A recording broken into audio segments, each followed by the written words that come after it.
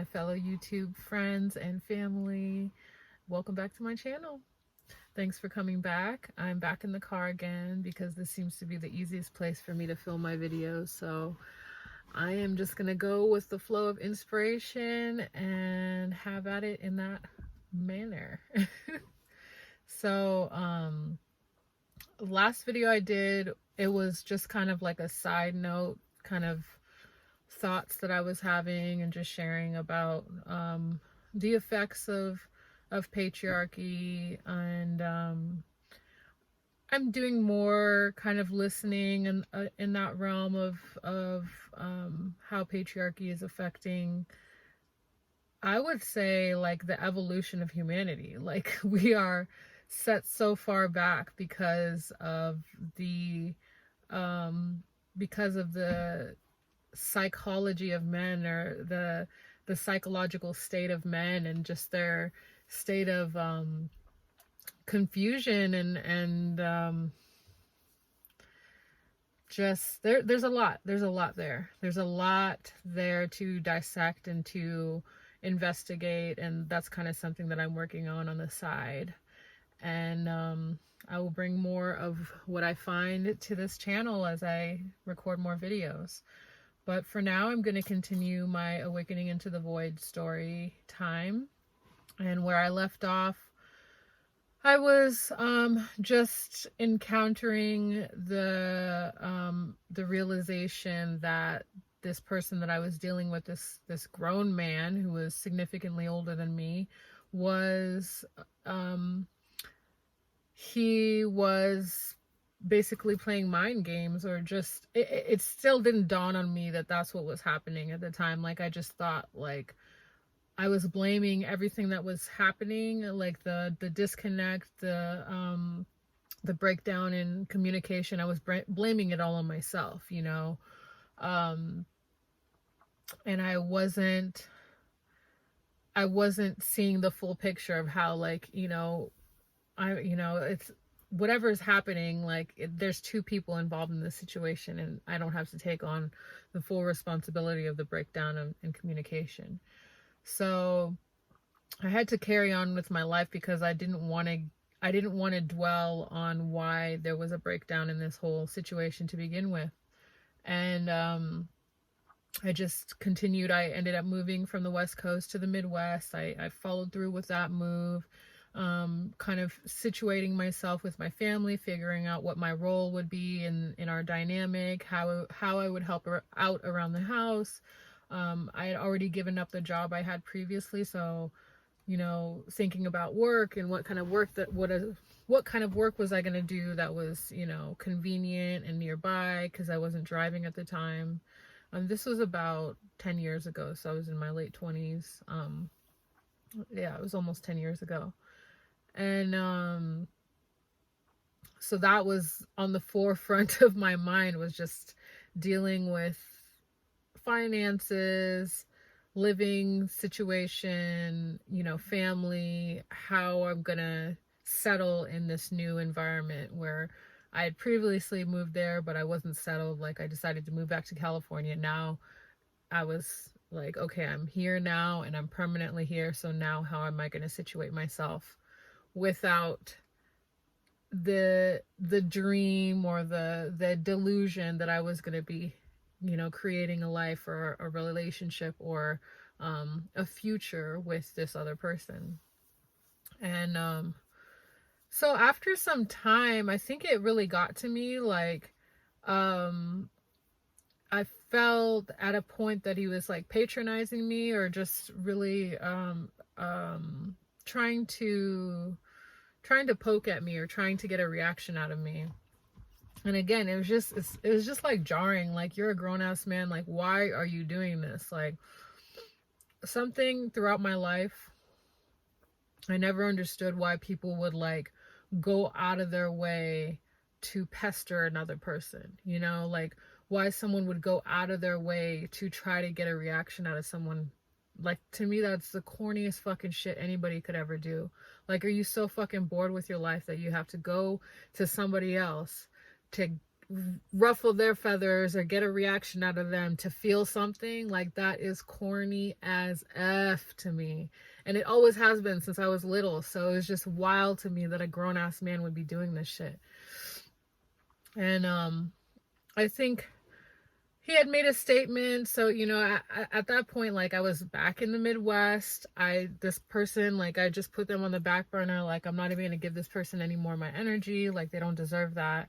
And at one point, I think this man communicated with me or something, like, trying to say, hey, what's going on? Like, what's your problem kind of vibes. And I was like, I think I snapped at this guy. Like, I said, you know, I basically said, like, you're playing fucking games. Or I called him out on his shit, basically. And he didn't like that.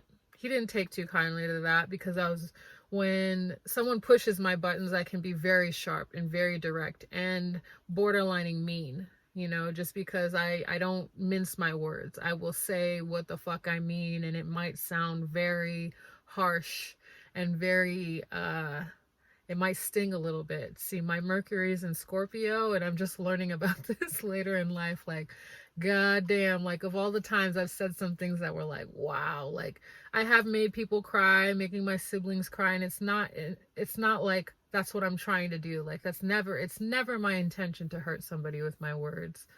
And if it has been, it's been very few moments where I've wanted to really truly hurt somebody with my words. But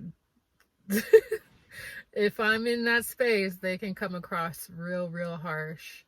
And so I don't know what I said to that guy. I don't even know what the conversation was, or what prompted me to trigger him, or what triggered me, what words he was saying towards me that triggered me to react in the way that I did. But I popped off, and of course he reacted back and got really defensive, and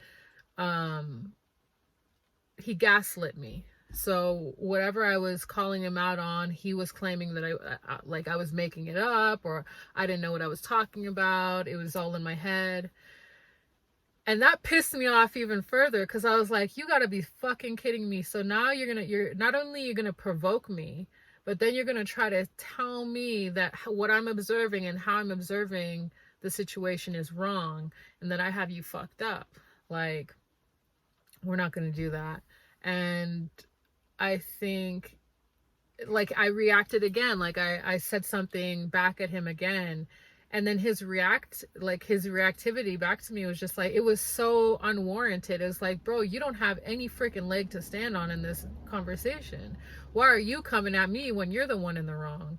So that pissed me off, and that was when I decided to just, like, cut him off. Like, I think I blocked him, and I was like, man, I can't, this is, like, so fucking toxic. It's like, not only is this person trying to provoke me, but then they can't even own up to their own wrongdoing in the situation, or just, you know, the fact that they're not communicative, or not owning up to their shit. Like, it's too much of a mind fuck for me to deal with right now. So I had to cut that off. And that was that for a while. So I ended that, and I was just focused on building my life back in the Midwest, you know, figuring out living circumstances with my family, and focused on that. So this was late, what year are we? We're 2023. So this was late 2013. And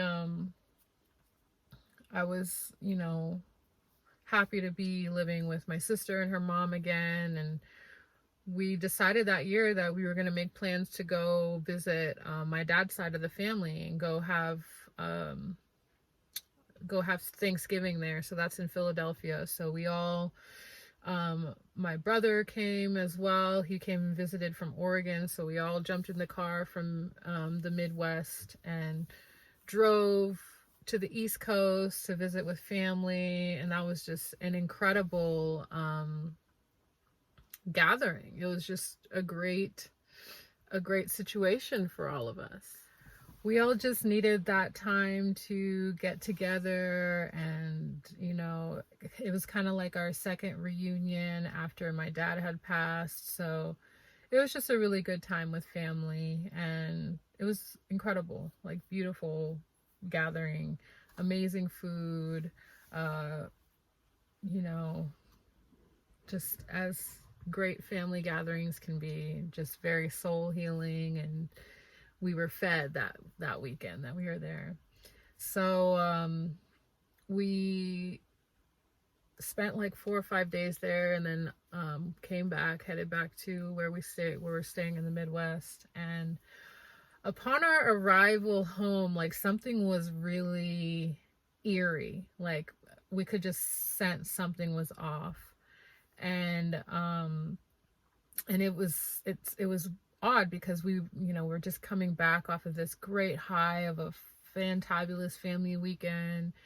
And then as soon as we arrive home, it's like late at night, like 7 or 8 in the evening. And we're just like, okay, there's a weird vibe, like what's going on? And so then we go into the house, like we notice the windows are just like sweating. We're like, what the heck? And we go into the house, and we're just like shin deep in water. Just like, it was just like like I can't even describe the shock. It was just like the entire house was underwater. So what it seemed like, there was just water dripping from the ceiling, like it was raining inside. As we look further in, we notice like, the upstairs, some room, parts of the upstairs are sinking into some of the rooms downstairs. The entire basement, like the entire basement ceiling was sunken or like dropped. And there was holes in the ceilings in different parts, just water everywhere. The basement, we're almost knee deep in water. I mean, the entire house was completely flooded out. And it was just like, what the actual F is going on? After everything we had experienced previously, having properties taken away, and then trying to consolidate 2 houses worth of stuff, like 2 people in their 60s who've accumulated, decades worth of things in 2 houses. We had to consolidate that into 1 house and different storages. And now that 1 house is being completely flooded. Everything in the house is being destroyed by water. It was just like, what is happening? It's like, yeah, the old statement, when it rains, it pours, but it's just more than that. It's like, why, I think when that happened, like it really started my, my thought process of thinking beyond the physical, like, oh, it's just some weird coincidence that this is happening. And it's like, no, like there's always something more than that. Like there's always a metaphysical reason, or there's always an unseen reason why things are happening the way they are. Like just the timing of things, like why the heck. So what happened was a pipe, it was a PVC pipe, those plastic pipes, which is odd that they used, such cheap piping in Michigan, in the Midwest of all places. And so this pipe was a PVC pipe, and the time of year was, winter was just beginning to start. It was, what is it called? Thanksgiving time, late November. So this pipe froze.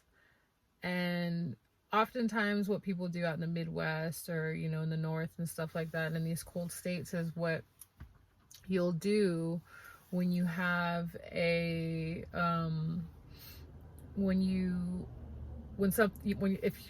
if you're in the time of year when things could freeze like that, you would just leave the water running just a little bit, like just like a drip, just so that the pipes don't freeze. And we didn't even think to do that because we didn't observe this house through and through and check all the pipes and see what kind of, piping system it had.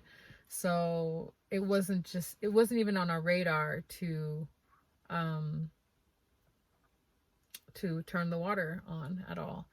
And there was a light bulb in this kind of like back closet thing where you could access the pipes that was shining on the pipes, and I don't recall if the light was on or not.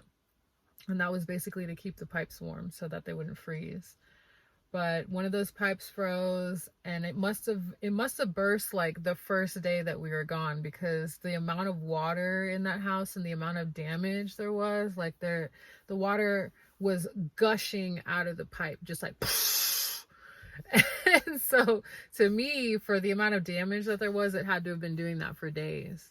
And it was just a soggy, sopping wet house that we returned to from the East Coast. And like, there's a lot of stuff it's a little more private, like I don't want to share online, that made it a lot worse, and that made the whole process of like getting everything out and involving insurance, like, I mean, thank God we had insurance, because if we hadn't had renter's insurance at that place, which was a requirement to move to that place, like we would have been completely fucked. Like it would have been like like we would have been at a complete loss basically. But because renter's insurance was required to move into that place, like that saved us. So it was just a disaster. We had to move out. We couldn't live there anymore. It was a huge ordeal with the renters, because that was like their first rental property, so they were just kind of completely ignorant when it came to these kinds of things. And then they had a mess with their own insurance, so they were almost going to try to screw us over because they didn't have their insurance lined up. So it was a huge ordeal that we had to deal with after this great high of a family, connection and family vacation. And again, it's just like I couldn't help but think and wonder, like, why is this happening now of all times? And I would have thoughts in my mind that, is this the doing of my dad in some ways? Did he not want us to live there, or was it not safe for us to be in that place? And we had wound up having to live in a hotel for like almost a month, while this company came and got everything out of the house, sent it to a warehouse to clean it up. Like it's like a disaster relief company, and they help, as long as you have insurance, they will come clear if you've had like a house fire or a house flood or any kind of disaster in your home. Like they come and they collect everything, they take inventory of everything, and they'll clean everything if they can, or clean as much as they can, and then provide what is it called? An itemized list of things and their value, and that's when you get the payout from the insurance of damages and stuff like that. So luckily we had this company working on that, otherwise we would have had to do everything ourselves. So that was nice, but we still had to find a place to live, and it was just a lot going on at once. So there was definitely no space for me to be thinking about that other fool. But of course, in the stress of everything and just, wanting to distract myself, I was still focused on trying to connect with a man of some kind, and build a relationship of some kind, because again, it's part of my socialization as a woman, and maybe my psychology, and also my female predisposition to be looking for a partner, and making that my priority. Maybe it's not my female predisposition, maybe that's just what we're taught, but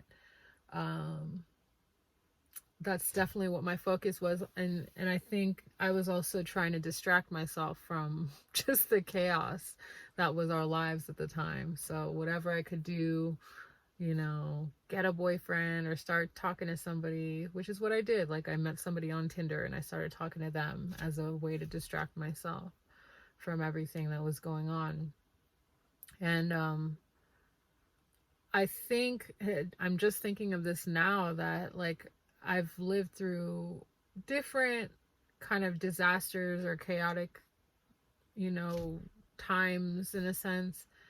And um, I, this particular flood, there was a part of me that was like taking on responsibility, or like blaming it on myself in a way, like it was because of me in some way. And